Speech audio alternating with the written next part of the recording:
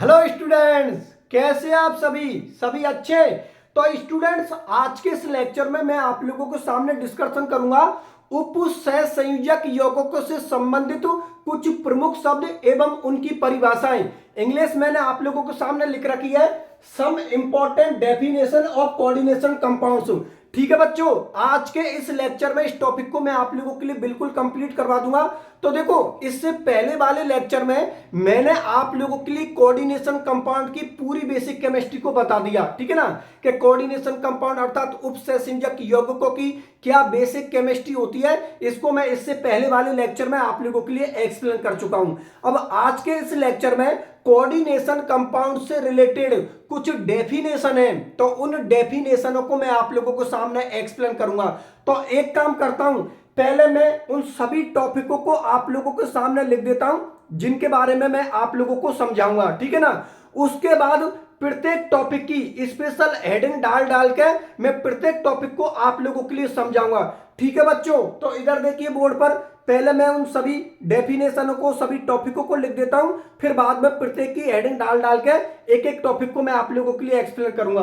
तो देखिए, इन डेफिनेशनों को जो हम डिस्कशन करेंगे, पहले नंबर पर मैं आप लोगों को सामने डिस्कशन करूंगा केंद्रीय केंद्रीय धातु परमाणु, केंद्रीय धातु परमाणु, केंद्रीय धातु परमाणु या आयन, ठीक है ना, केंद्रीय धातु परमाणु या आयन। इंग्लिश मीडियम वाले बच्चे सेंट्रल मेटल एटम और आयन, सेंट्रल मेटल एटम और आयन, ठीक है ना। दूसरे नंबर की डेफिनेशन में मैं आप लोगों को सामने डिस्कशन करूंगा लिगेंड के बारे में, ठीक है ना।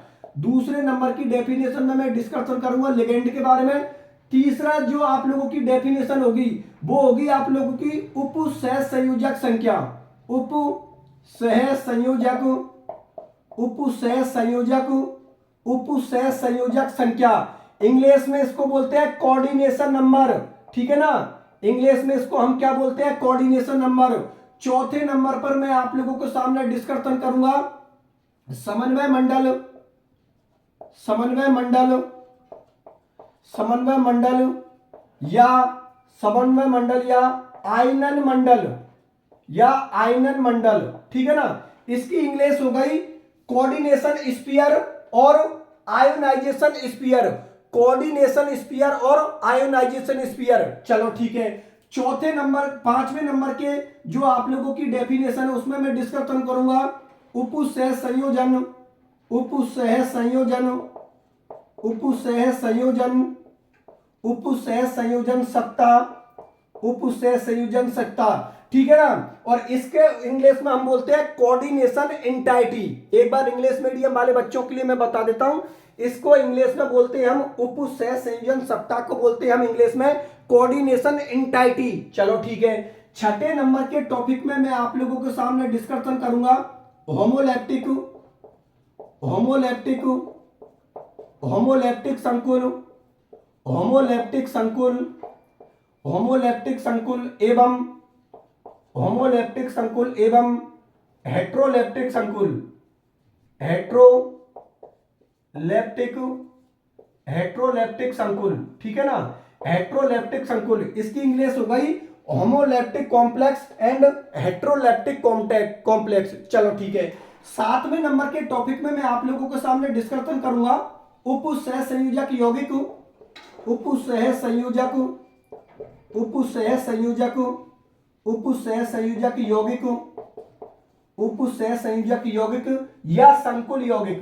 दोनों का मतलब एक ही है, कल भी बताया था आप लोगों के लिए। उपसहसंयोजक यौगिक या संकुल यौगिक, उपसहसंयोजक यौगिक और उपसहसंयोजक यौगिक या संकुल यौगिक। इसकी इंग्लिश हो गई बेटा कोऑर्डिनेशन कंपाउंड और कॉम्प्लेक्स कंपाउंड। दोनों का मतलब एक ही है, आप कोऑर्डिनेशन कंपाउंड बोल दो या कॉम्प्लेक्स कंपाउंड बोल दो। चलो ठीक है। अब आप लोगों की आठवें नंबर की डेफिनेशन में मैं डिस्कशन करूंगा समन्वय बहुफलक, समन्वय, समन्वय बहुफलक, बहुफलक।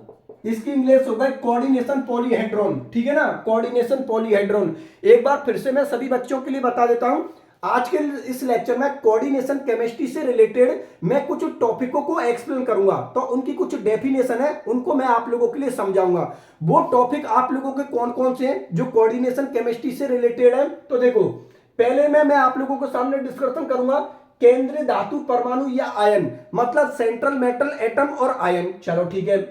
दूसरे में मैं आप लोगों के सामने डिस्कशन करूंगा लिगेंडों के बारे में।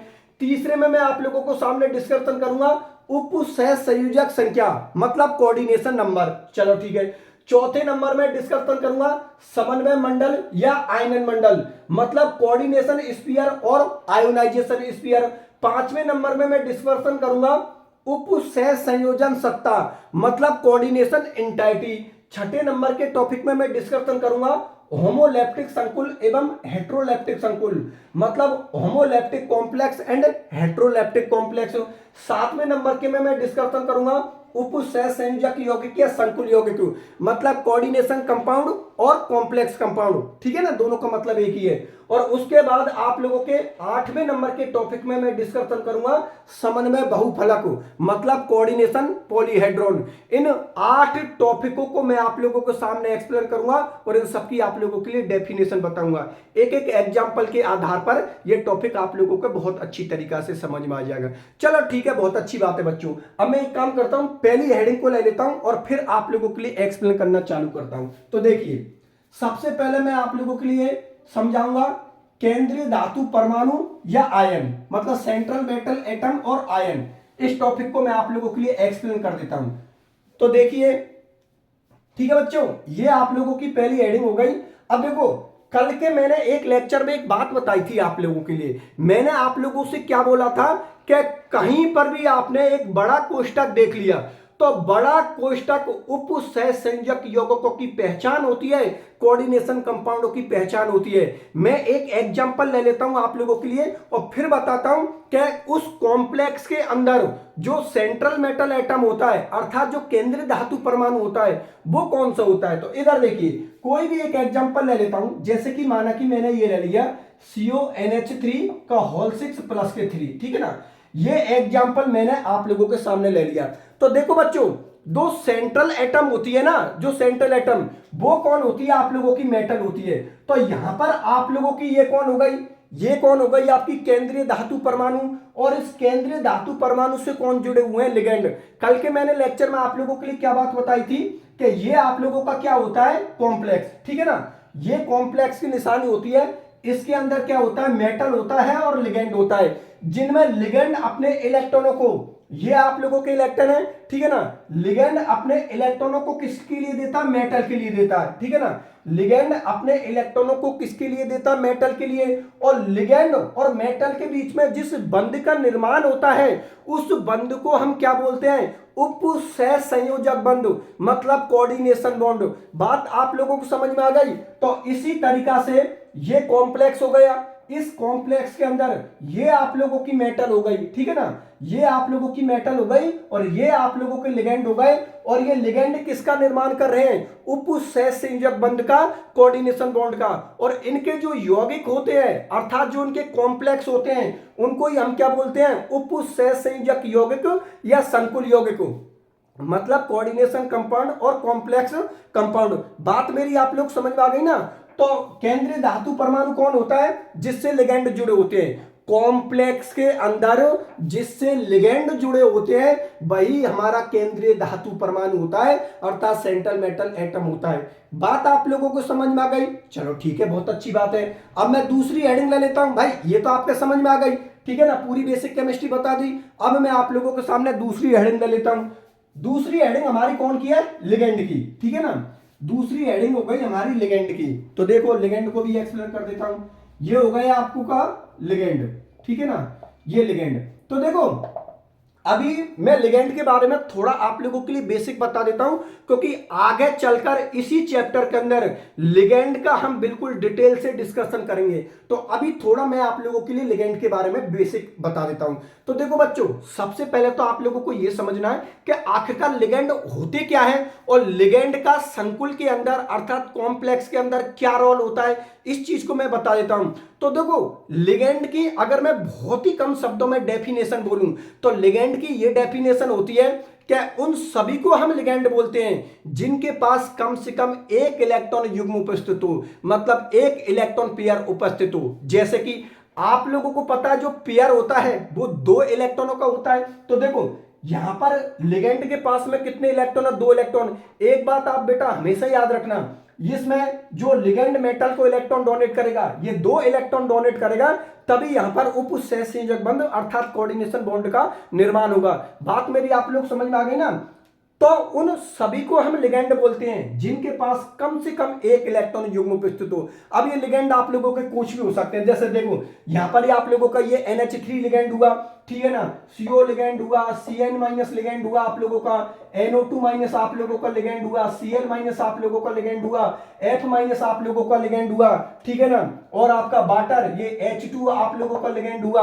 बात मेरी आप लोग समझ में आ गई ना कि लिगेंड की कम शब्दों में डेफिनेशन ये होती है कि उन सभी को हम लिगेंड बोलते हैं जिनके पास कम से कम एक इलेक्ट्रॉन युग्म उपस्थित हो, क्योंकि एक इलेक्ट्रॉन युग्म उपस्थित होगा तभी लिगेंड मेटल के साथ उपसहसंयोजक बंध का निर्माण कर सकता है। बात मेरी आप लोग समझ में आ गई ना?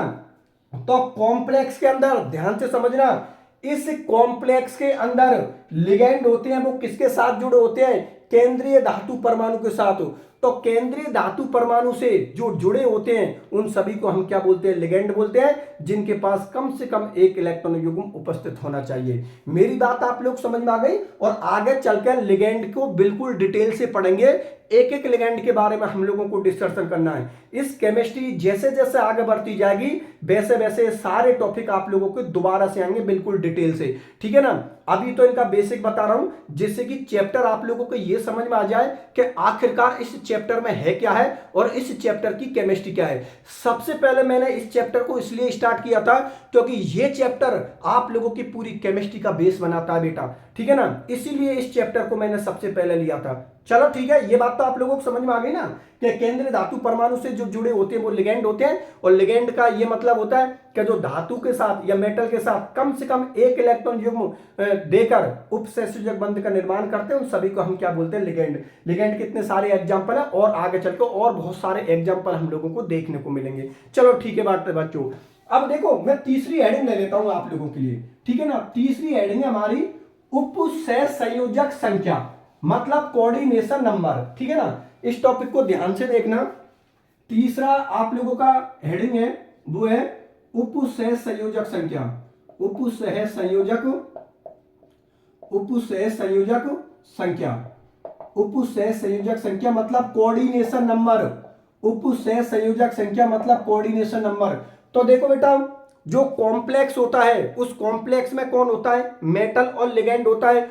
तो मेटल और लिगेंड के बीच में जितने सिग्मा बंधों की संख्या होती है वही उस कंपाउंड का कोऑर्डिनेशन नंबर होता है। एक बार फिर से मैं आप लोगों के लिए बता देता हूं।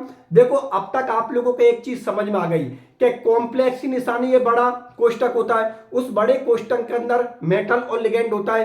तो उन मेटल और लिगेंड के बीच में जितने सिग्मा बंधों की संख्या होती है, या ऐसे बोल दूं केंद्रीय धातु परमाणु के साथ जो लिगेंड सिग्मा बंधों के साथ जुड़े होते हैं वही उस कंपाउंड का कोऑर्डिनेशन नंबर होता है, मतलब उपसहसंयोजक संख्या होती है। एक बात आप बेटा हमेशा याद रखना कि कोऑर्डिनेशन नंबर के अंदर केवल सिग्मा बॉन्ड काउंट होंगे, पाई बॉन्ड इनमें काउंट नहीं होंगे।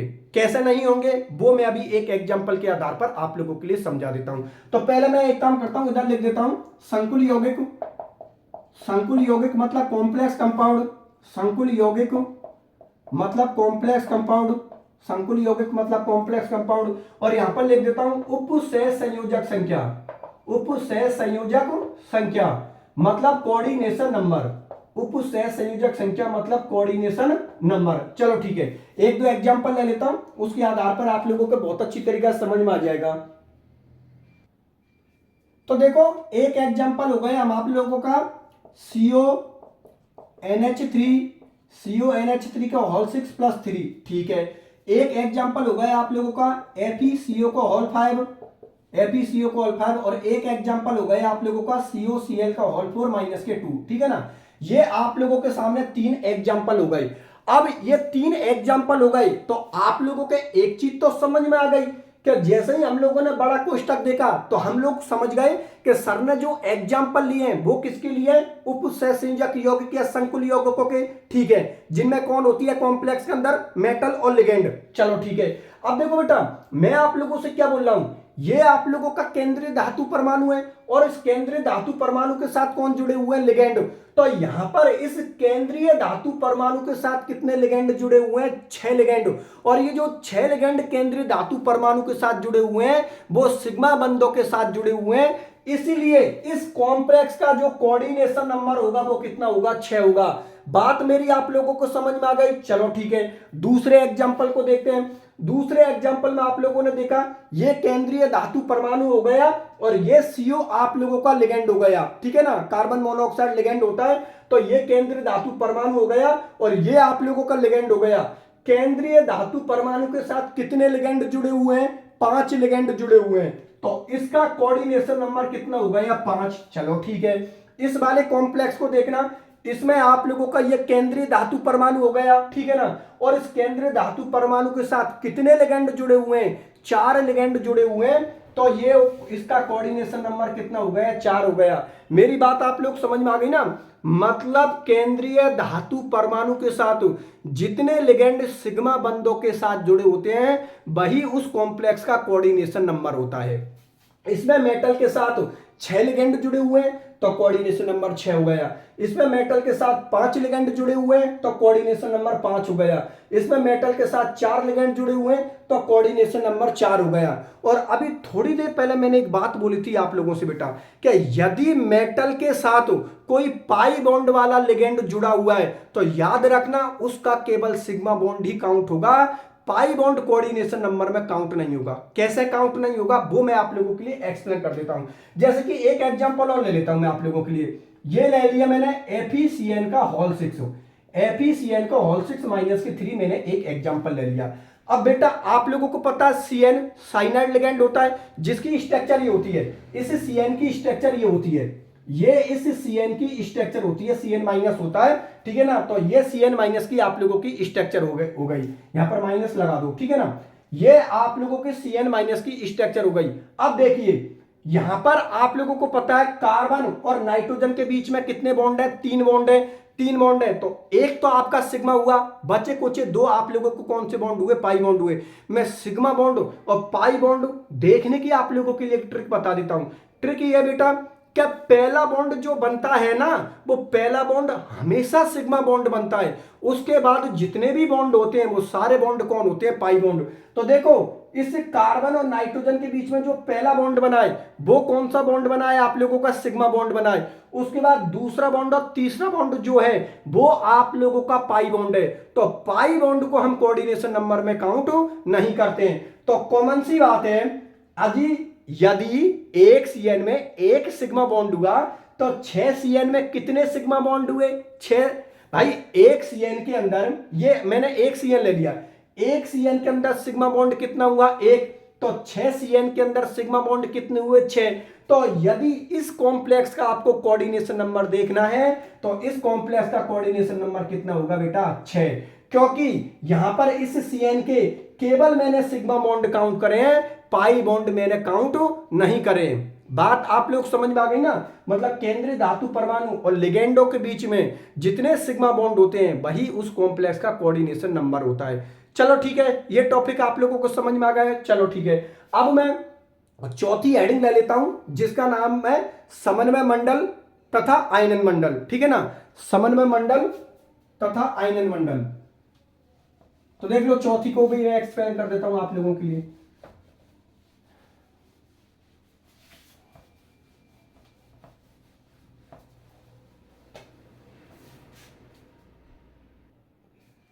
तो देखो चौथी जो आप लोगों की हेडिंग है उसका नाम है समन्वय मंडल। समन्वय मंडल मतलब कोऑर्डिनेशन स्फीयर, समन्वय मंडल एवं समन्वय मंडल एवं आयनन मंडल, समन्वय मंडल एवं आयनन मंडल मतलब आयोनाइजेशन स्फीयर। एक बार फिर से बता देता हूं इंग्लिश मीडियम वाले बच्चों के लिए, coordination sphere and ionization sphere, ठीक है ना, ये इसकी इंग्लिश हो गई तो आप लोग देख लेना। चलो ठीक है, मैं इस टॉपिक को भी आप लोगों के लिए एक्सप्लेन कर देता हूं। चौथी जो हेडिंग लिया वो कौन सी लिया? समन्वय मंडल एवं आयनन मंडल।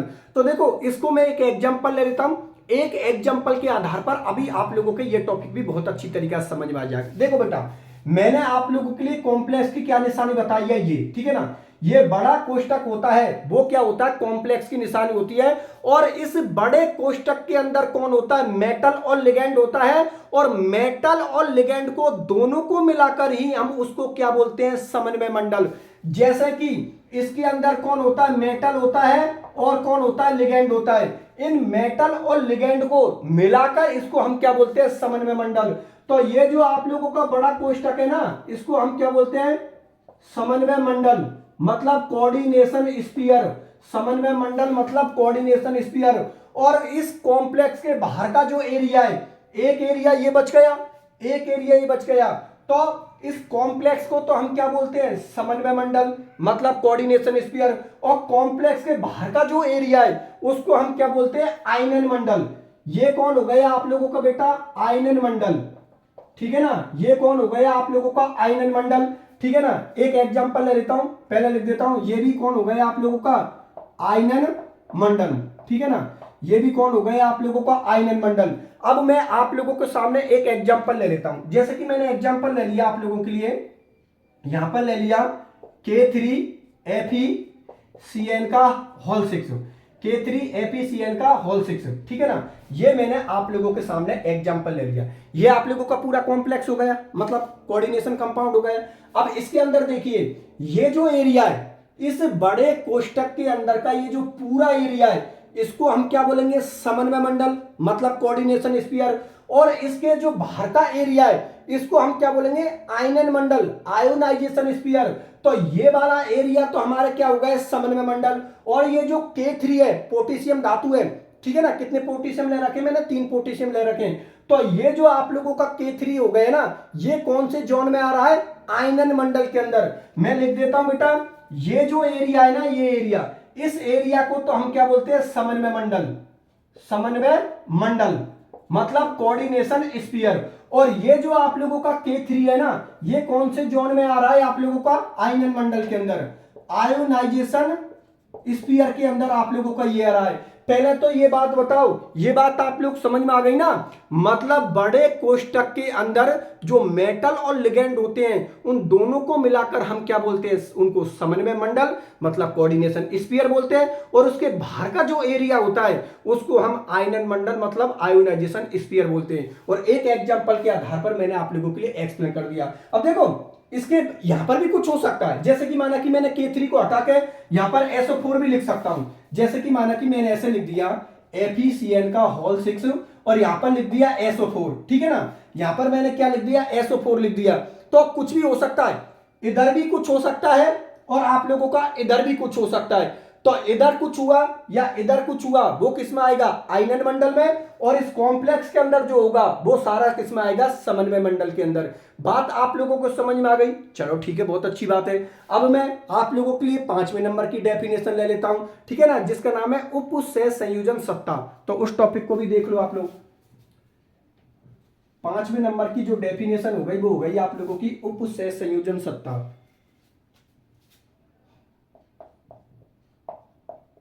उपसह संयोजन, उपसह संयोजन सत्ता मतलब कोऑर्डिनेशन एंटाइटी, ठीक है ना। उपसह संयोजन सत्ता मतलब कोऑर्डिनेशन एंटाइटी। तो देखो बेटा, इस टॉपिक को भी देख लो, कोऑर्डिनेशन एंटाइटी को भी। इसके अंदर भी सेम वही होगा कि नाम से ही पता लग रहा है, उपसह संयोजन सत्ता मतलब कोऑर्डिनेशन एंटाइटी। तो आप लोगों को पता है कोऑर्डिनेशन कंपाउंड की सत्ता कहां पर जुड़ी होती है भाई, पूरी कोऑर्डिनेशन कंपाउंड की जो सत्ता होती है वो किसकी होती है, मेटल और लिगेंड की होती है। तो इस एरिया को ही, मतलब ये जो मेटल और लिगेंड का जो एरिया होता है ना, इस एरिया को ही हम क्या बोलते हैं, उपसह संयोजन सत्ता। मतलब जो कोऑर्डिनेशन कंपाउंडों की सत्ता फैली होती है वो कहां तक फैली होती है, इस दौरान। अब आप सोच रहे होंगे सर, ये जो आयोनाइजेशन स्फीयर होता है मतलब जो आयनन मंडल होता है, इसका क्या रोल होता है। तो बेटा इसका कोई रोल नहीं होता, इसका सिर्फ इतना रोल होता है कि ये लोग मेटल पर चार्ज देने के लिए आते हैं, मतलब कॉम्प्लेक्स पर चार्ज देने के लिए आते हैं। जैसे ही कॉम्प्लेक्स पर चार्ज आ जाता है इनका रोल खत्म हो जाता है। जैसे कि मैंने अभी आप लोगों के सामने ये एग्जांपल लिया, मैंने लिया था K3FeCN का होल 6, ठीक है ना। अब आप बोल रहे हो कि सर ये चीज तो समझ में आ गई क्योंकि केमिस्ट्री तो हमारी इसी की चल रही है, तो इसका तो मेन ही रोल है। लेकिन इधर कुछ आ गया और इधर कुछ आ गया, उनका क्या रोल है? इनका कोई रोल नहीं होता बेटा। अगर मैं इसको हटाना चाहूं ना तो मैं इसको हटा सकता हूं। कैसा हटा सकता हूं? आप लोगों को पता है ये पोटेशियम धातु है, और पोटेशियम मेटल पर, जो पोटेशियम मेटल होती है उस पर कितना चार्ज होता है? प्लस के वन होता है। तो यहां पर एक पोटेशियम पर प्लस वन है, तो यहां पर कितने पोटेशियम है? 3 पोटेशियम है। तो कितने हो गए? प्लस के 3। भाई एक पोटेशियम पर प्लस वन चार्ज होता है, तो 3 पोटेशियम पर कितना हो गया? प्लस के 3 चार्ज हो गया। तो जैसे ही ये प्लस के 3 चार्ज इस कॉम्प्लेक्स पर जाता है ना, तो चार्ज आपका चेंज हो जाता है। ये प्लस का 3 इस पर जाकर क्या हो जाएगा? माइनस के 3। तो इसको अगर आप हटाना चाहते हो ना, तो इस तरीका से हटा सकते हो, FeCN का होल 6 माइनस के 3। ठीक है ना, ये पोटेशियम मैंने आप लोगों को हटा दिया। ठीक है ना, इस पोटेशियम को जैसे ही मैंने हटा दिया तो ये कॉम्प्लेक्स फिर क्या हो जाएगा? FeCN का होल 6 माइनस के 3। बात मेरी आप लोग समझ में आ गई ना? मतलब जो मेन केमिस्ट्री होती है ना आप लोगों की, वो मेटल और लिगेंड की होती है, और वो कोष्टक के अंदर होती है। ठीक है ना, कोष्टक के अंदर जो चीजें होती हैं उनमें कौन होता है? मेटल और लिगेंड, और उसी की केमिस्ट्री का हम लोगों को डिस्कशन करना है। ये आयनन मंडल होता है, इनका काम सिर्फ एक ही होता है, ये कॉम्प्लेक्स पर आयन देने के लिए आते हैं, मतलब चार्ज देने के लिए आते हैं, उसके बाद उनका रोल खत्म हो गया। जैसे कि ये लिखा, ये हटा दिया तो इसका रोल खत्म, अब पूरा कॉम्प्लेक्स ऐसा बन गया आप लोगों का। बात आप लोग समझ में आ गई ना? और जैसे जैसे लेक्चर में मैं आगे चलता चलूंगा वैसे वैसे और अच्छी तरीका से टॉपिक हम डिटेल से पढ़ते चलेंगे, तो और अच्छी तरीका से समझ में आ जाएगी। चलो ठीक है। अब बेटा ये कौन सी हो गई आप लोगों की? 5वें नंबर की। अब मैं 6ठे नंबर की डेफिनेशन को ले लेता हूं, जिसमें मैं डिस्कशन करूंगा होमोलेप्टिक संकुल तथा हेट्रोलेप्टिक संकुल। तो चलो उसको भी देख लेते हैं। तो देखो उसको भी देख लो।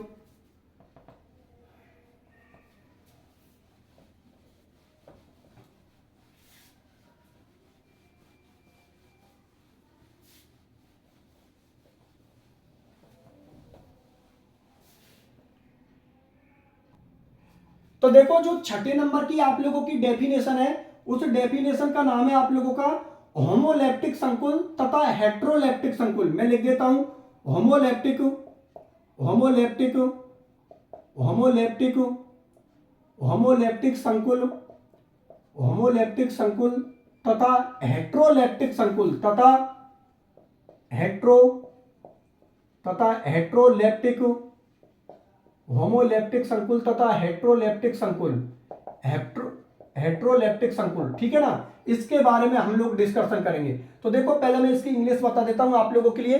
इसकी इंग्लिश हो गई homoleptic complex and heteroleptic complex. चलो ठीक है, मैं एक दो एग्जांपल ले लेता हूं, एक दो एग्जांपलों के आधार पर आप लोगों का ये टॉपिक भी बिल्कुल कंप्लीट हो जाएगा। एक एग्जांपल तो मैंने ले लिया आप लोगों के सामने, CONH3 का होल 6 प्लस के 3। एक एग्जांपल लिख लिया मैंने आप लोगों का FeCN का होल 6 माइनस के 3। ठीक है ना, एक एग्जांपल ले लिया मैंने आप लोगों के लिए FeCO का होल 5। ठीक है ना, ये 3 एग्जांपल ले लिए, और एक दो एग्जांपल और ले लेता हूं मैं आप लोगों के लिए। एक एग्जांपल हो गया आप लोगों का PTNH3 को होल ट्वाइस Cl2 ले लिया। एक एग्जांपल ले लिया मैंने आप लोगों का CONH3 को होल 4 ClNO2। ठीक है ना, ये एग्जांपल मैंने आप लोगों के सामने ले लिए। ठीक है ना, अब मैं आप लोगों के लिए इस टॉपिक को एक्सप्लेन कर देता हूं। देखो बेटा, नाम से ही पता लग रहा है, होमोलेप्टिक संकुल तथा हेट्रोलेप्टिक संकुल। होमोलेप्टिक संकुल मतलब संकुल के अंदर यदि मेटल से एक प्रकार के लिगेंड जुड़े हुए हैं तो उनको हम क्या बोलते हैं? होमोलेप्टिक संकुल। और यदि संकुल में मेटल के साथ एक से ज्यादा प्रकार के लिगेंड जुड़े हुए हैं तो वो कौन हो गए आप लोगों के? हेट्रोलेप्टिक संकुल। कैसे? एग्जांपल के आधार पर एक्सप्लेन कर देता हूं। देखो बेटा, यहां पर देखो, ये आप लोगों की मेटल हो गई और ये आप लोगों के लिगेंड हो गए। तो इस मेटल के साथ केवल एक प्रकार के लिगेंड जुड़े हुए हैं। भाई इस मेटल के साथ केवल NH3 लिगेंड जुड़ा हुआ है, उसके अलावा कोई दूसरा लिगेंड जुड़ा हुआ नहीं है। तो ये केस किसका हो गया? होमोलेप्टिक संकुल का। मतलब मेटल के साथ केवल एक प्रकार के लिगेंड जुड़े हुए हैं, इसलिए होमोलेप्टिक संकुल हो गया। इसके अंदर देखिए, ये आप लोगों का आयरन मेटल हो गया और ये CN आप लोगों का लिगेंड हो गया। तो इस मेटल के साथ केवल CN जुड़ा हुआ है, मतलब एक प्रकार के लिगेंड जुड़े हुए हैं, तो ये भी होमोलेप्टिक संकुल का एग्जांपल हो गया। इस वाले को देखो, यहां पर ये आप लोगों का Fe आयरन मेटल हो गई और उसके साथ CO लिगेंड जुड़ा हुआ है, तो एक ही प्रकार का लिगेंड है, तो ये भी केस किसका हो गया, होमोलैप्टिक संकुल का। चलो ठीक है, अब हेट्रोलैप्टिक संकुल को देखते हैं। हेट्रोलैप्टिक संकुल की मैंने क्या डेफिनेशन बोली है कि यदि संकुल में मेटल के साथ एक से ज्यादा प्रकार के लिगेंड जुड़े हुए हैं तो वो केस किसका हो गया, हेट्रोलैप्टिक संकुल का, मतलब हेट्रोलैप्टिक कॉम्प्लेक्स का। चलो ठीक है, इधर देखो, ये आप लोगों का प्लेटिनम है, ठीक है ना, मेटल है, ये आप लोगों की पीटी कौन हो गई, मेटल। इस पीटी मेटल के साथ NH3 लिगेंड जुड़ा हुआ है और Cl, कितने प्रकार के लिगेंड जुड़े हुए हैं, दो प्रकार के लिगेंड। ये आप लोगों का पीटी केंद्रीय धातु परमाणु मतलब मेटल हो गया, उससे एक तो आप लोगों का NH3 लिगेंड जुड़ा हुआ है और एक आप लोगों का Cl लिगेंड जुड़ा हुआ है, तो एक से ज्यादा प्रकार के लिगेंड हो गई। और यदि एक से ज्यादा प्रकार के लिगेंड हो गया तो वो कॉम्प्लेक्स होते हैं, वो कौन से होते हैं, हेट्रोलैप्टिक कॉम्प्लेक्स। बात आप लोगों को समझ में आ गई। चलो ठीक है, इस वाले को देखो, ये आप लोगों का केंद्रीय धातु परमाणु मतलब मेटल हो गई, ये आप लोगों की कौन सी मेटल हो गई, CO कोबाल्ट मेटल हो गई। उसके साथ एक लिगेंड आप लोगों का NH3 जुड़ा है, एक लिगेंड आपका Cl जुड़ा है और एक लिगेंड आप लोगों का NO2 जुड़ा है। मतलब इस मेटल के साथ कितने लिगेंड जुड़े हुए हैं, 3 लिगेंड जुड़े हुए हैं। तो यदि मेटल के साथ यहां पर 3 लिगेंड जुड़े हुए हैं तो वो केस किसका हो गया, हेट्रोलैप्टिक संकुल के। बात आप लोग समझ में आ गई ना, मतलब कॉम्प्लेक्स में यदि मेटल के साथ एक प्रकार के लिगेंड जुड़े हुए हैं तो वो कौन हो गए, होमोलैप्टिक संकुल। और यदि कॉम्प्लेक्स के अंदर मेटल के साथ एक से ज्यादा प्रकार के लिगेंड जुड़े हुए हैं तो वो कौन हो गए, आप लोगों का हेट्रोलैप्टिक संकुल। बात आप लोगों को समझ में आ गई। चलो ठीक है, बहुत अच्छी बात है बच्चों। अब मैं आप लोगों की 7वें नंबर की डेफिनेशन को ले लेता हूं, तो देखो उसको भी देख लो आप लोग। इसका नाम है उपसहसंयोजक यौगिक या संकुल यौगिक। जो 7वें नंबर की आप लोगों की हेडिंग है उसका नाम है उपसहसंयोजक यौगिक या संकुल यौगिक।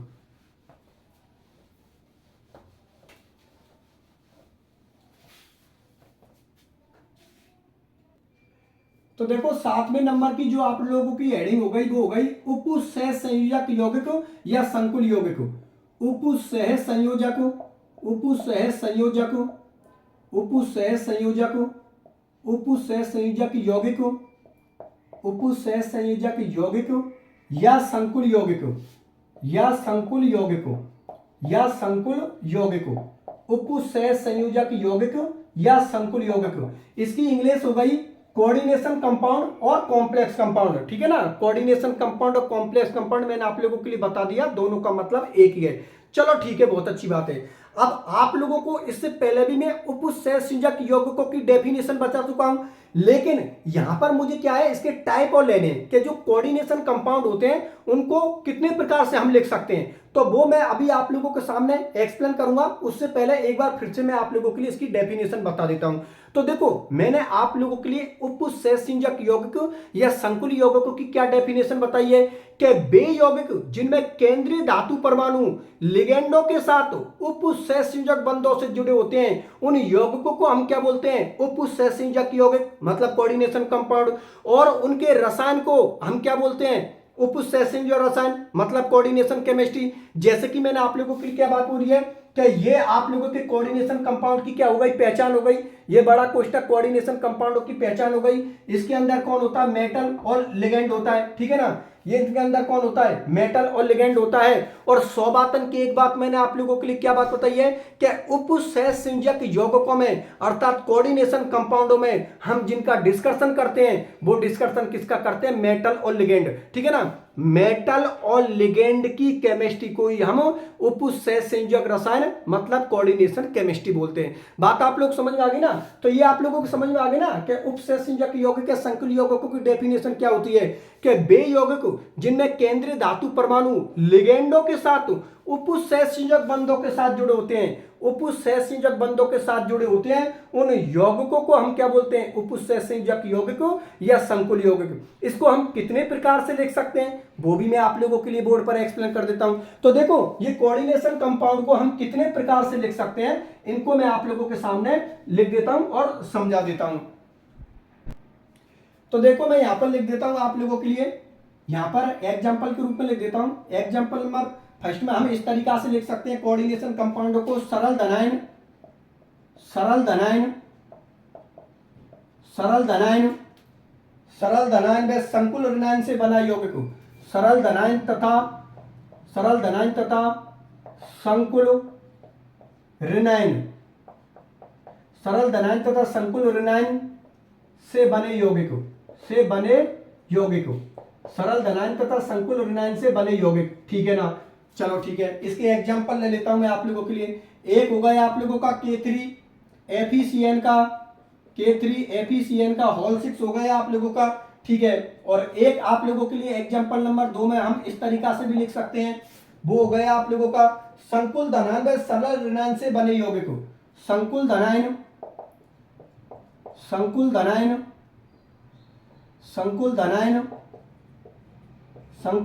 तथा सरल ऋणायन, संकुल धनायन तथा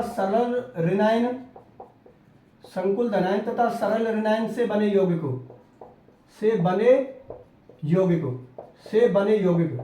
संकुल धनायन तथा सरल ऋणायन से बने यौगिक। इसमें जो मैं एग्जांपल ले रहा हूं कॉम्प्लेक्स का, वो ले लिए मैंने आप लोगों के लिए CuNH3 का होल 4, और यहां पर लिख देता हूं मैं आप लोगों के लिए SO4। ठीक है, एग्जांपल नंबर 3 में मैं आप लोगों के लिए ले लेता हूं, यहां पर जो टाइप है वो ले लिया मैंने संकुल धनायन व संकुल ऋणायन से बने यौगिक। संकुल धनायन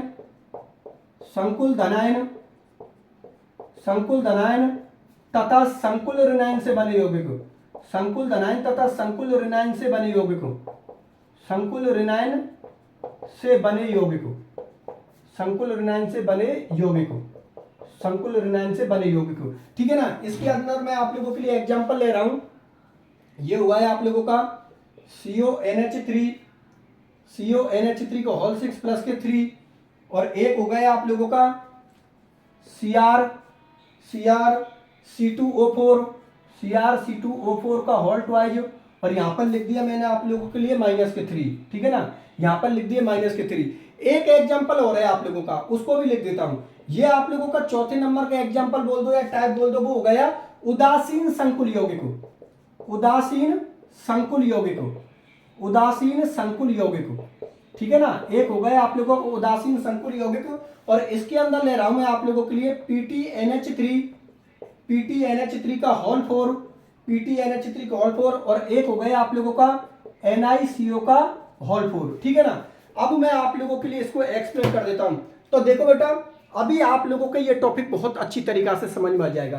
देखो, उपसंयोजक यौगिक या संकुल यौगिकों की डेफिनेशन तो मैं आप लोगों के लिए बता चुका हूं। ठीक है ना, अब मैं ये बता देता हूं कि उपसंयोजक यौगिक या संकुल यौगिकों को हम कितने प्रकार से लिख सकते हैं। तो देखो, इसको हम इतने प्रकार से लिख सकते हैं। पहले टाइप के अंदर आप लोगों का क्या हो गया, सरल धनायन तथा संकुल ऋणायन से बना यौगिक। इससे पहले मैंने आप लोगों के लिए बताई है कि इसका डिस्कशन करना है हमें, इसका मेन रोल है, क्योंकि इसी के अंदर मेटल और लिगेंड होता है, और यही आप लोगों का पूरी तरीका से मेटल और लिगेंड की केमिस्ट्री को एक्सप्लेन करता है। इसको मैंने अभी थोड़ी देर पहले आयनन मंडल बोला था। इसका सिर्फ इतना ही रोल होता है कि एक बार कॉम्प्लेक्स पर चार्ज दे देते हैं, उसके बाद इनका रोल खत्म हो जाता है। जैसे कि मुझे इसका रोल खत्म करना है तो मैं 2 सेकंड में कर सकता हूं। 2 सेकंड में कैसे कर सकता हूं इसका रोल, देखो, एक पोटेशियम पर एक चार्ज होता है, तो 3 पोटेशियम पर कितने हुए, 3 चार्ज कितने हुए, प्लस के 3, जो कॉम्प्लेक्स पर जाती क्या हो जाएंगे, माइनस के 3। तो इसको मैं इस तरीका से लिख सकता हूं, FeCN का होल 6 माइनस के 3। ये लो आप लोगों का कॉम्प्लेक्स बन गया। अब मैंने इसको क्या बोला है, सरल धनायन तथा संकुल ऋणायन से बना यौगिक। तो एक बात बेटा हमेशा याद रखना, कॉम्प्लेक्स से पहले इस आयनन मंडल में कोई भी चीज आए उसको आप पॉजिटिव दोगे और दूसरे वाले को नेगेटिव दोगे। मतलब जो पहली टर्म होगी ना उसको पॉजिटिव रखोगे, और जो दूसरी टर्म होगी उसको आप लोग क्या रखोगे, नेगेटिव रखोगे। तो देखो, ये पहली टर्म हो गई आप लोगों की, भाई ये आप लोगों का पहला स्टेप हो गया, और ये आप लोगों का दूसरा स्टेप हो गया। क्यों, क्योंकि इसको हमने क्या बोला है, समन्वय मंडल, कोऑर्डिनेशन स्फीयर, और इसको हमने क्या बोला है, आयनन मंडल, आयोनाइजेशन स्फीयर। तो ये एरिया अलग है और ये पूरा एरिया अलग है, तो इसको हम क्या बोल रहे हैं, सरल धनायन। ठीक है ना, सिंपल कैटायन। सरल धनायन मतलब सिंपल कैटायन, और संकुल ऋणायन, क्योंकि इस एरिया को ही तो हम कॉम्प्लेक्स बोलते हैं, इस एरिया को ही तो हम संकुल बोल रहे हैं। तो देखो, सरल धनायन जो यूज किया है वो किसके लिए किया है? पोटेशियम के लिए। तो सरल धनायन तथा संकुल ऋणायन से बने यौगिक, ये हो गया आप लोगों का सरल धनायन और ये हो गया आप लोगों का संकुल ऋणायन, क्योंकि मैंने क्या बोल दिया है कि इस पर पॉजिटिव चार्ज होगा और इस पर नेगेटिव चार्ज होगा, तभी तो इसका पॉजिटिव जैसे ही इस पर गया तो वो क्या हो गया? नेगेटिव चार्ज हो गया। बात मेरी आप लोग समझ में आ गई ना? तो एक कॉम्प्लेक्स तो आप लोगों के इस प्रकार के हो सकते हैं कि यहां पर आप लोगों की कोई मेटल हो गई तो उसके लिए कौन सा शब्द यूज करोगे? सरल धनायन। और ये तो आपका कॉम्प्लेक्स है ही है, तो इसका क्या बोले? संकुल ऋणायन। संकुल ऋणायन मैंने इसलिए बोला है क्योंकि देखो इस पर पॉजिटिव चार्ज है तो इस पर कौन सा चार्ज आया है? Negative charge. इसलिए संकुल तो ये पूरा ये आप लोगों का संकुल की निशानी हो गई, और ऋणायन इसलिए बोला है क्योंकि इस पर कौन सा चार्ज है? नेगेटिव। और सरल धनायन इसलिए बोला है क्योंकि इसका कोई रोल नहीं है, ठीक है ना? और धनायन इसलिए बोला है क्योंकि इस पर कौन सा चार्ज आ रहा है? पॉजिटिव चार्ज आ रहा है। बात आप लोगों को समझ में आ गई? चलो ठीक है, इस वाले को देखिए आप लोग। देखो मैंने अभी आप लोगों से क्या बोली है? जो पहली टर्म होगी उसको क्या रखोगे? पॉजिटिव, और जो दूसरी टर्म होगी उसको क्या रखोगे? नेगेटिव। तो देखो ये हो गया आप लोगों का पॉजिटिव, और उसके बाद फिर इधर की तरफ ये SO4 दे रखा है, इसको रखोगे नेगेटिव, तभी तो देखो इसका नाम क्या है? ये आप लोगों का पूरा कॉम्प्लेक्स हो गया। तो इसको मैं क्या बोल रहा हूं? संकुल धनायन, मतलब कॉम्प्लेक्स कैटायन, क्योंकि पॉजिटिव चार्ज आ रहा है। संकुल धनायन, और ये किस क्षेत्र में आ रहा है? ये आयनन मंडल के अंदर आ रहा है, आयोनाइजेशन स्फीयर के अंदर आ रहा है।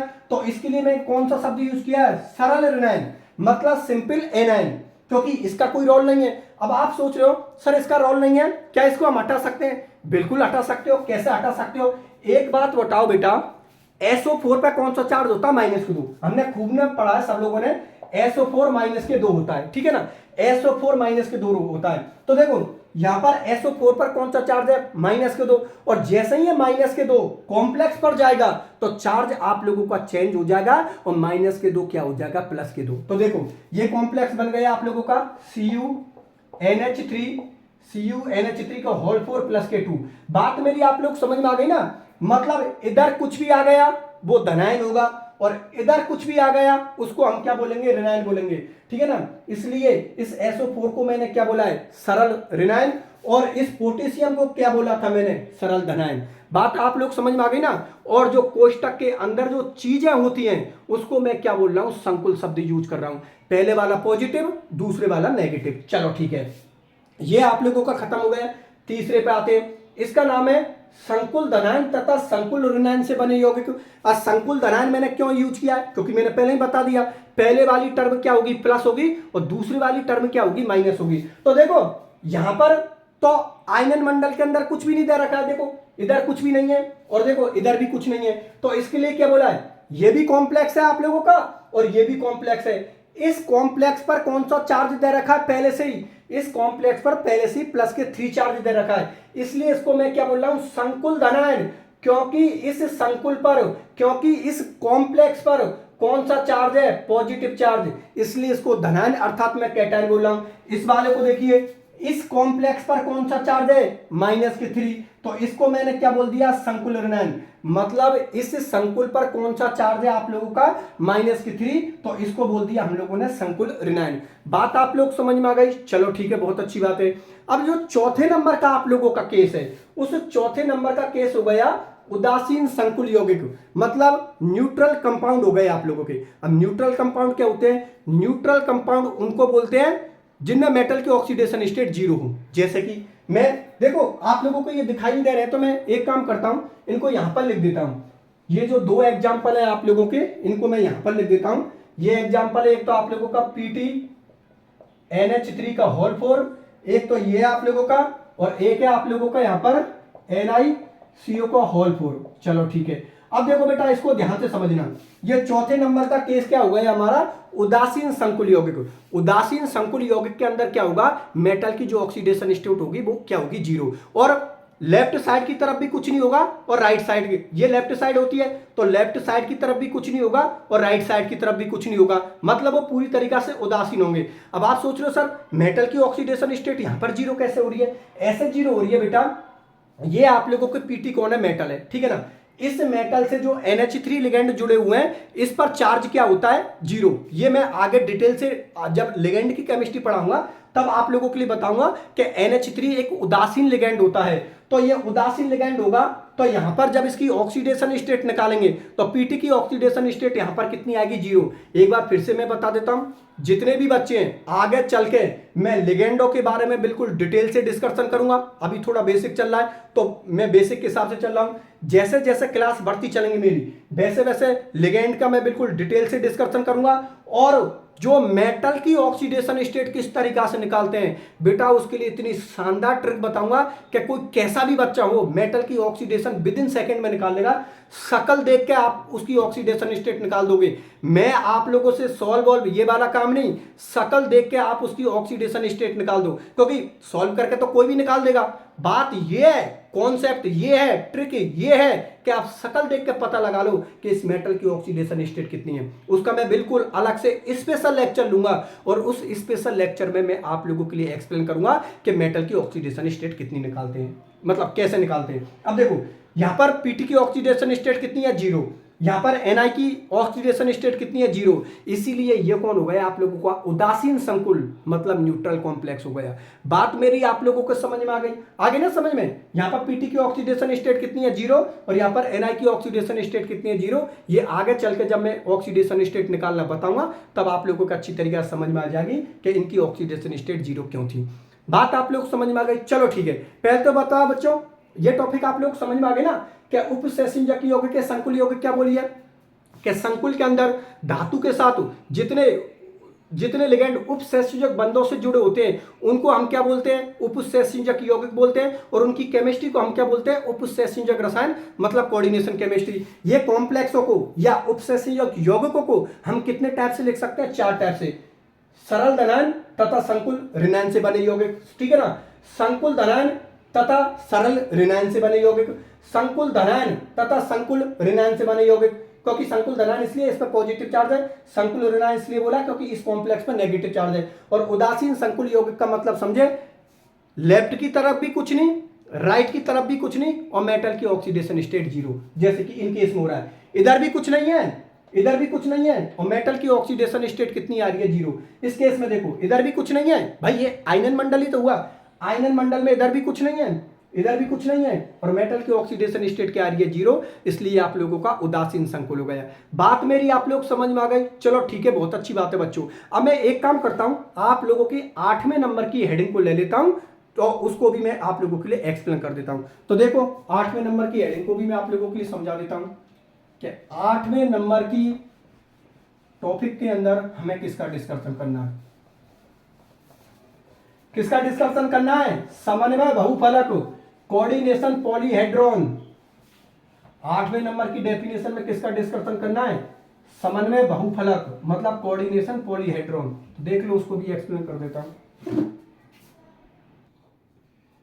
तो देखो आप लोगों की 8वें नंबर की हेडिंग हो गई समन्वय, समन्वय समन्वय बहुफलक, समन्वय बहुफलक मतलब कोऑर्डिनेशन पॉलीहेड्रॉन, ठीक है ना। समन्वय बहुफलक को हम क्या बोलते हैं इंग्लिश में, कोऑर्डिनेशन पॉलीहेड्रॉन। अब देखो बेटा, इस टॉपिक को भी आप लोग बहुत ध्यान से समझ के चलना। समन्वय बहुफलक का मतलब ये होता है कि किसी भी कॉम्प्लेक्स के अंदर यदि मेटल से लिगेंड 3D अरेंजमेंट में जुड़े हो तो उन्हीं को हम क्या बोलते हैं, समन्वय बहुफलक। अब 3D अरेंजमेंट में किस तरीके से जुड़े होते हैं, तो देखो मैं आप लोगों के लिए बता देता हूं। 3D अरेंजमेंट का मतलब होता है कोई भी चीज जो कि स्पेस में दर्शाई जाती है, जो चीज स्पेस में दर्शाई जाती है, स्पेस का मतलब खाली जगह पर, तो जो चीज स्पेस पर या खाली जगह पर दर्शाई जाती है जहां पर लिखने का कोई माध्यम ना हो, उसी को हम क्या बोलते हैं, 3D। जैसे कि इस वक्त ये मेरी उंगली है, वो किसमें, 3D के अंदर, क्योंकि मेरी उंगली किसी का सहारा नहीं ले रही है। लेकिन अब मेरी उंगली 3D के अंदर नहीं हुई क्योंकि मेरी उंगली किसका सहारा ले रही है, बोर्ड के ऊपर। जैसे कि और अच्छी तरीका से मैं एक्सप्लेन कर दूं, आप लोग अच्छी तरीका से जानते हो कार्बन की कितनी वैलेंसी होती है, 4। हम अच्छी तरीका से जानते हैं बेटा कार्बन की कितनी वैलेंसी होती है, 4। तो कार्बन की जो 4 वैलेंसी होती है ना, इसमें जो 2 वैलेंसी होती है उनको हम बोर्ड में प्रदर्शित नहीं कर सकते। तो वो जो 2 वैलेंसी होती है कार्बन की, वो एक पीछे की तरफ होती है और एक आगे की तरफ होती है। अब बोर्ड पर हम पीछे और आगे तो लिख नहीं सकते। भाई एक बात बताओ कि मुझे इस बॉन्ड को पीछे की तरफ शो करना है, तो क्या बोर्ड के पीछे जाकर लिखूंगा क्या मैं, नहीं कर सकता ऐसे। और ये इस तरीका से होती है, मतलब जो कार्बन की आप लोगों ने खूब देखे होंगे लैब के अंदर वो लगे रहते हैं, तो कार्बन की इस वैलेंसी को हम बोर्ड पर प्रदर्शित कर सकते हैं, बिल्कुल सही बात है। कार्बन की इस वैलेंसी को हम बोर्ड पर प्रदर्शित कर सकते हैं, बिल्कुल सही बात है। लेकिन ये कार्बन की जो वैलेंसी है ना, ये यहां पर नहीं है, क्योंकि पीछे बोर्ड की तरफ लिख नहीं सकते, इसलिए पीछे बोर्ड की तरफ कार्बन से इस तरीका से जुड़े होते हैं। जैसे कि ये कार्बन है आपका, ये कार्बन है आप लोगों का, इस कार्बन के साथ ये जो आप लोगों का बॉन्ड है ना, ये इस तरीका से जुड़े होता है। तो एक बैलेंसी ये कार्बन हुआ माना कि, ठीक है ना, यहां पर कार्बन हुआ, तो एक बैलेंसी तो ये हो गई जो पीछे की तरफ, एक बैलेंसी हो गई आगे की तरफ, हो गई ना, पीछे और आगे। तो इनको बोर्ड पर प्रदर्शित नहीं कर सकते। बाकी के ये जो इधर की बैलेंसी और इधर की बैलेंसी होती है ना, इसको बोर्ड पर प्रदर्शित कर सकते हैं। तो देखो, इसको बोर्ड पर प्रदर्शित कर सकते हैं, इसको बोर्ड पर प्रदर्शित कर सकते हैं, लेकिन कार्बन की ये जो बैलेंसी है ये पीछे की तरफ है, तो पीछे की तरफ हुई तो वो 3D हुई, क्योंकि बोर्ड पर प्रदर्शित नहीं कर सकते, इसलिए वो 3D का आनंद होता है। और ये वाला बॉन्ड इस तरीका से होता है, तो ये भी 3D के अंदर होता है। बात मेरी आप लोग समझ में आ गई ना। तो यहां पर कार्बन की केमिस्ट्री तो चल नहीं रही है भाई, यहां पर कार्बन की केमिस्ट्री चल नहीं रही है, यहां पर केमिस्ट्री किसकी चल रही है, मेटल और लिगेंड की केमिस्ट्री चल रही है। तो यदि मेटल लिगेंड की केमिस्ट्री चल रही है, तो समन्वय बहुफलक की जो मैंने डेफिनेशन बोली है, वो मैंने क्या बोली है, क्या कॉम्प्लेक्स के अंदर यदि लिगेंड मेटल के साथ 3D अरेंजमेंट में जुड़े हैं, तो उसी को हम क्या बोलते हैं, समन्वय बहुफलक। अब ये जो शेप होती है, इनमें जो आकृति होती है, तो इन कॉम्प्लेक्सों की कौन कौन सी आकृति होती हैं, उनको मैं आप लोगों के लिए बोर्ड पर लिख देता हूं। इनमें जो 3 है जो आप लोगों के सिलेबस में दे रखे हैं, वो कौन कौन से दे रखे हैं वो मैं बता देता हूं। देखो, आप लोगों के 12th के सिलेबस में जो चीज दे रखी है, एक तो दे रखी है आप लोगों की अष्टफलकी है, ऑक्टाहेड्रल, एक दे रखी है आप लोगों की चतुष्फलकी है, टेट्राहेड्रल, और एक दे रखी है आपकी समतल वर्गाकार मतलब स्क्वायर प्लेनर। मैं एक दो कॉम्प्लेक्स ले लेता हूं जो आप लोगों के सिलेबस में दे रखे हैं। एक तो बेटा आप लोगों के लिए दे रखा है CONH3 का होल 6 प्लस के 3। इसकी जो आकृति होती है ना, इस संकुल की जो आकृति होती है वो क्या होती है, अष्टफलकी है। अष्टफलकीय मतलब ऑक्टाहेड्रल शेप होती है, अष्टफलकीय आकृति मतलब ऑक्टाहेड्रल शेप होती है। एक होता है आप लोगों का NiCO का होल 4, ठीक है ना, इसकी जो आकृति होती है वो होती है चतुष्फलकीय मतलब टेट्राहेड्रल, चतुष्फलकीय मतलब टेट्राहेड्रल, चतुष्फलकीय आकृति मतलब टेट्राहेड्रल शेप। और एक और दे रखा है आप लोगों का PTCl का होल 4 माइनस के 2, इसकी जो आकृति होती है वो होती है समतल वर्गाकार मतलब स्क्वायर प्लेनर, समतल वर्गाकार मतलब स्क्वायर प्लेनर। मेरी बात आप लोग समझ में आ गई ना। तो कुछ आकृतियों को मैं आप लोगों के सामने लिख रहा हूं, ठीक है ना, उन आकृतियों को आप लोगों को देख लेना, और उसी के साथ हमारा ये टॉपिक भी कंप्लीट हो जाएगा समन्वय बहुफलक का। बात आप लोग समझ में आ गई ना। इस कॉम्प्लेक्स की आकृति क्या होती है, अष्टफलकीय मतलब ऑक्टाहेड्रल। इस कॉम्प्लेक्स की आकृति क्या होती है, चतुष्फलकीय मतलब टेट्राहेड्रल। इस कॉम्प्लेक्स की आकृति क्या होती है, समतल वर्गाकार मतलब स्क्वायर प्लेनर। अब ये अष्टफलकीय आकृति को हम कैसे रिप्रेजेंट करते हैं, चतुष्फल की आकृति को हम कैसे रिप्रेजेंट करते हैं, और वर्गाकार समतलीय संकुल की आकृति को हम कैसे रिप्रेजेंट करते हैं, उनको मैं अभी आप लोगों के सामने बोर्ड पर लिख देता हूं। तो देख लो बच्चों, सब स्ट्रक्चरों को देख लीजिए आप, अभी सारी स्ट्रक्चरों को बना देता हूं आप लोगों के सामने।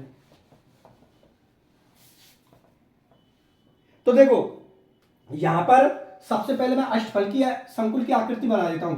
बेटा याद रखना, ये 3D के अंदर बन रही है, इनको हम बोर्ड पर लिख देते हैं, जबकि इनके जो बॉन्ड होते हैं ना वो 3D के अंदर स्पेस में होते हैं। ये आप लोगों की कौन हो गई, मेटल, क्योंकि हम मेटल और लिगेंड की केमिस्ट्री पढ़ रहे हैं। ये मेटल हो गई, और इस मेटल से आप लोगों के कितने लिगेंड जुड़े हुए हैं, 6। एक लिगेंड, 2 लिगेंड, 3, 4, 5, और ये हो गए आप लोगों के 6 लिगेंड। इस संकुल की आकृति क्या हो गई, अष्टफलकीय है। इस संकुल की आकृति क्या हो गई, अष्टफलकीय है। और इसका जो कोऑर्डिनेशन नंबर होता है वो कितना होता है, 6, क्योंकि मेटल के साथ कितने लिगेंड जुड़े हुए हैं, 6 लिगेंड जुड़े हुए हैं, तो उसका कोऑर्डिनेशन नंबर कितना हो गया, 6 हो गया। चलो ठीक है, अब मैं ले लेता हूं चतुष्फलकीय। तो देखो, काफी बच्चों को चतुष्फलकीय शेप बनानी नहीं आती, वो ऐसे बनाना, इसको इस तरीका से रखना, और इस बारी लाइन को थोड़ा नीचे निकाल देना, ठीक है ना, इनको छोटा रखना और इनको छोटा रखना, और मिला दो एक दूसरे से। ये लो, ये बन गई आपकी चतुष्फलकीय आकृति। ये 3D के अंदर बन रही है, ये हो गई आप लोगों की चतुष्फलकीय, ये हो गई आप लोगों की चतुष्फलकीय आकृति। और इसका भी कोऑर्डिनेशन, इसका कोऑर्डिनेशन नंबर कितना होता है, 4, क्योंकि यहां पर कितने लिगेंड जुड़े हुए हैं, 4 फलकों पर 4 लिगेंड जुड़े हुए हैं आप लोगों के। बात आप लोग समझ में आ गई ना, और अभी डिटेल से और एक्सप्लेन कर दूंगा, अभी मैं शेप बना देता हूं, ठीक है। तीसरे नंबर की शेप पर हम बनाएंगे स्क्वायर प्लेनर मतलब वर्गाकार समतलीय। ये हो गई बेटा आप लोगों की स्क्वायर प्लेनर शेप, ठीक है ना। ये शेप हो गई आप लोगों की स्क्वायर प्लेनर। ये आप लोगों की मेटल रही और इससे आप लोगों के 4 लिगेंड जुड़े हुए हैं, 1 लिगेंड, 2, 3, 4। ये हो गई समतल वर्गाकार स्क्वायर प्लेनर। समतल वर्गाकार इंग्लिश में क्या बोलते हैं बेटा इसको, स्क्वायर प्लेनर। और इसका कोऑर्डिनेशन नंबर भी आप लोगों का कितना हो गया, 4। बात आप लोगों को समझ में आ गई, चलो ठीक है, बहुत अच्छी बात है। अगली आकृति बनाते हैं। अगली आकृति आप लोगों की होगी और इसका नाम है त्रिकोण द्विपिरामिडीय। ये लो, ये आप लोगों की मेटल हो गई, एक यहां से निकाल दिया बॉन्ड, एक यहां से निकाल दिया, और इसकी हो गई त्रिकोण, 3 कोने हो गए ना, 1, 2, 3, त्रिकोण द्विपिरामिडीय, एक पिरामिडीय एक ये त्रिकोण द्विपिरामिडीय, त्रिकोण द्विपिरामिडीय। इंग्लिश में इसको बोलते हैं ट्राइगोनल बाइपिरामिडल। त्रिकोण द्विपिरामिडीय इंग्लिश में बोलते हैं ट्राइगोनल बाइपिरामिडल। और इसका बेटा कोऑर्डिनेशन नंबर होता है 5, क्योंकि मेटल के साथ कितने लिगेंड जुड़े हुए, 5, 1, 2, 3, 4 और ये हो गए 5। एक शेप और बना देता हूं, और एक शेप के अंदर मैं आप लोगों के लिए ये बना देता हूं। ये हो गई आप लोगों की, ये हो गई आप लोगों की वर्गाकार पिरामिडीय। ये लो, एक शेप ये मेटल हो गई, ये निकाल दिए मैंने यहां से, और ये लिगेंड, ये 5 लिगेंड जोड़ दिए, और इसकी आकृति हो गई वर्गाकार पिरामिडीय, स्क्वायर पिरामिडल, वर्गाकार पिरामिडीय स्क्वायर पिरामिडल। और इसका कोऑर्डिनेशन नंबर भी कितना हो गया, 5 हो गया। अब बेटा पूरा ध्यान आप बोर्ड की तरफ रखना, अभी आप लोगों के बहुत अच्छी तरीका से समझ में आ जाएगा। अभी जो हम लोगों की हेडिंग चल रही है वो क्या चल रही है, समन्वय बहुफलक। मतलब जो कोऑर्डिनेशन पॉलीहेड्रन होता है उसमें हमने क्या पढ़ा है कि यदि मेटल से लिगेंड 3D अरेंजमेंट में जुड़े हैं तो उसको हम क्या बोलते हैं, समन्वय बहुफलक, मतलब कोऑर्डिनेशन पॉलीहेड्रन। 3 एग्जांपल लिए थे मैंने आप लोगों के, उनकी शेप भी बताई थी। अब देखो, जो अष्टफलकीय शेप होती है वो आप लोगों की इस प्रकार की होती है। ये जो शेप है आप लोगों की, ये आप लोगों की अष्टफलकीय शेप होती है, और इसका कोऑर्डिनेशन नंबर कितना होता है, 6। कोऑर्डिनेशन नंबर की मैंने डेफिनेशन क्या बताई थी कि मेटल के साथ जितने लिगेंड जुड़े होते हैं वही उसका क्या होता है, कोऑर्डिनेशन नंबर। ये आप लोगों की मेटल हो गई, क्योंकि केमिस्ट्री हम मेटल लिगेंड की पढ़ रहे हैं, तो ये आप लोगों की मेटल हो गई। इससे कितने लिगेंड जुड़े हुए हैं, 1, 2, 3, 4, 5, 6, तो इसका कोऑर्डिनेशन नंबर कितना हुआ है, 6। चलो ठीक है। ये आप लोगों की चतुष्फलकीय शेप हो गई, मतलब टेट्राहेड्रल शेप हो गई। इसमें ये मेटल हो गई आप लोगों की, कितने लिगेंड जुड़े हुए हैं, 1, 2, 3, 4, तो इसका कोऑर्डिनेशन नंबर कितना हो गया, 4। ये चतुष्फलकीय टेट्राहेड्रल शेप हो गई। चलो ठीक है। इस वाली शेप को देखो बेटा, ये मेटल हो गई, मेटल से कितने लिगेंड जुड़े हुए हैं आप लोगों को, 4 लिगेंड, 1, 2, 3, 4, तो इसका कोऑर्डिनेशन नंबर क्या हो गया, 4। और इसकी आकृति हो गई समतल वर्गाकार स्क्वायर प्लेनर। चलो ठीक है। इस वाली को देखो, ये आप लोगों की मेटल हो गई, मेटल से कितने लिगेंड जुड़े हुए हैं, 1, 2, 3, 4 और 5, तो ये हो गया त्रिकोण, 1, 2, 3, त्रिकोण द्विपिरामिडीय, एक पिरामिड ऊपर एक पिरामिड नीचे। तो इस वाले जो शेप होगी इसकी, वो होगी त्रिकोण द्विपिरामिडीय, 1, 2, 3 त्रिकोण और एक पिरामिड और 2 पिरामिड, त्रिकोण द्विपिरामिडीय। इंग्लिश में इसको बोलते हैं ट्राइगोनल बाइपिरामिडल। और इसका कोऑर्डिनेशन नंबर कितना होता है, 5। ठीक है ना, क्योंकि मेटल से कितने लिगेंड जुड़े हुए हैं, 5 लिगेंड जुड़े हुए हैं। चलो ठीक है। इस वाले को देखो बेटा, ये मेटल है, इस मेटल के साथ कितने लिगेंड जुड़े हुए हैं, मेटल 1, 2, 3, 4, 5 लिगेंड जुड़े हुए हैं और एक पिरामिड बना हुआ है। तो इसकी जो शेप हो गई वो हो गई वर्गाकार पिरामिडीय, स्क्वायर पिरामिडल। इसकी जो शेप की इंग्लिश में इसको क्या बोलेंगे, हिंदी में इसको बोलेंगे वर्गाकार पिरामिडीय और इंग्लिश में बोलेंगे स्क्वायर पिरामिडल। और इसका भी कोऑर्डिनेशन नंबर कितना हुआ है बेटा, 5। बात मेरी आप लोगों को समझ में आ गई ना। और 3D अरेंजमेंट में मेटल से यदि लिगेंड जुड़े हुए हैं तो उसको क्या बोलते हैं, समन्वय बहुफलक। आगे चलकर इनका बिल्कुल हम लोग डिटेल से डिस्कशन करेंगे। पहले तो ये बात बताओ बेटा, ये लेक्चर आप लोगों के समझ में आ गई। अगर किसी बच्चे को, देखो आज की क्लास तो मैं यहीं तक रखता हूं, ठीक है ना। आज का मेरा टारगेट था इनकी डेफिनेशन बतानी थी, सबकी डेफिनेशन बता दी। कितनी डेफिनेशन बताई है मैंने, 8 डेफिनेशन बताई हैं, सबके एग्जाम्पल लिए हैं और सबको मैंने बहुत बढ़िया तरीका से एक्सप्लेन किया है। अब आप लोगों का काम क्या होगा, आप लोगों का काम ये होगा, पढ़ने का तरीका मैंने क्या बताया कि जैसे कि आपने मेरी पूरी क्लास ले ली, क्लास को पूरी लेने के बाद आप राम चतुर्वेदी एकेडमी ऐप पर जाओगे, वहां पर आप लोगों को दोनों मीडियम में कंप्लीट नोट्स मिलेंगे। उन नोट्सों को पढ़ के देखना भाई, जैसे कि क्लास ले ली अच्छी तरीके से समझ में आ गई, एक बार आप लोगों ने वहां पर जाके वो नोट्स पढ़ लिए और अच्छा क्लियर हो गया, फिर उन्हीं नोट्सों को जितनी क्लास लगी है वो फियर कॉपी में उतार दी। अब बताओ टॉपिक 3 बार क्लियर हो गया, और बेटा ऐसा क्लियर होगा कि दोबारा उस टॉपिक को आप कभी नहीं भूलोगे।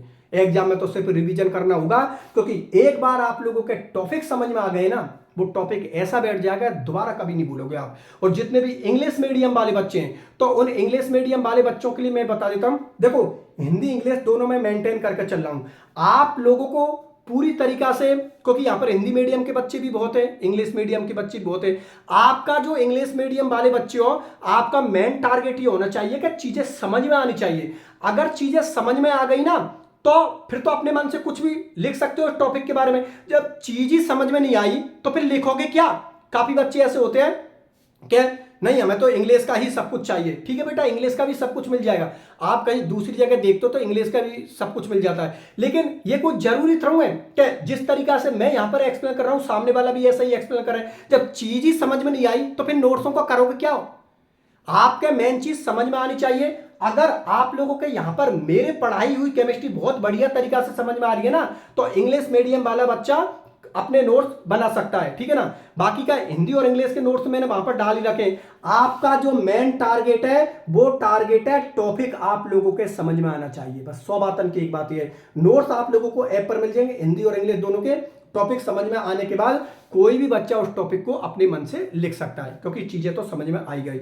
ठीक है बच्चों, यदि आप लोग मेरे से कुछ पूछना चाहते हो तो आप कमेंट सेक्शन में लिख देना, या कोचिंग के हेल्पलाइन नंबर पर आप लोग मेरे से बात कर सकते हो। ठीक है ना?